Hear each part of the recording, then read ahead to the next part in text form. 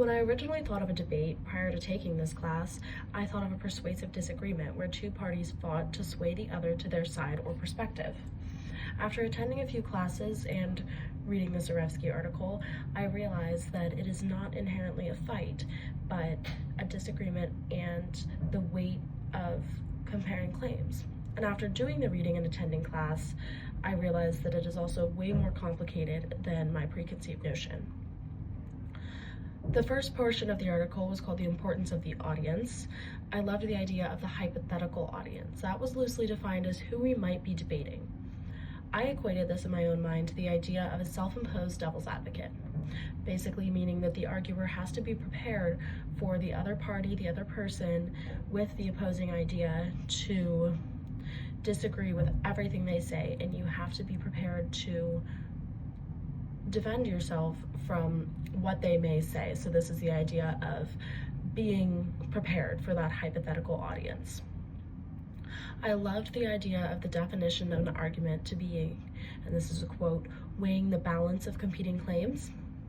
I really liked this. It is finding the truth and finding what is correct in each claim and not figuring out which one is correct, because they both have the ability to be. The next portion of the article was about uncertainty. I really liked the quote, arguments of preference do not settle disputes.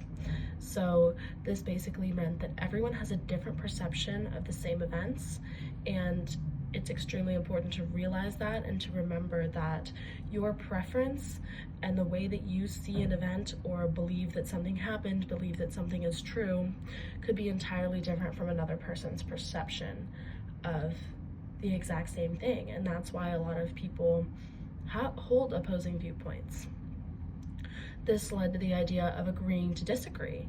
And I never would have expected that agreeing to disagree would mark a successful argument. And the idea that the other side may be right and you need to realize that was never something that crossed my mind. I always had the preconceived notion that an argument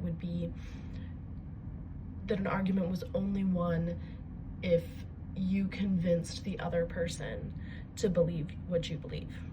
So I really like that I was able to learn that, but it made me wonder what caused me to have that notion. And I really think it's the political debates that I have seen since I've started paying attention to politics and been old enough to have an understanding. So that would have been in the last 5 years or so. And the political debates that I have seen do not seem to do this. The candidates don't seem to prepare themselves for the fact that the other candidate may be correct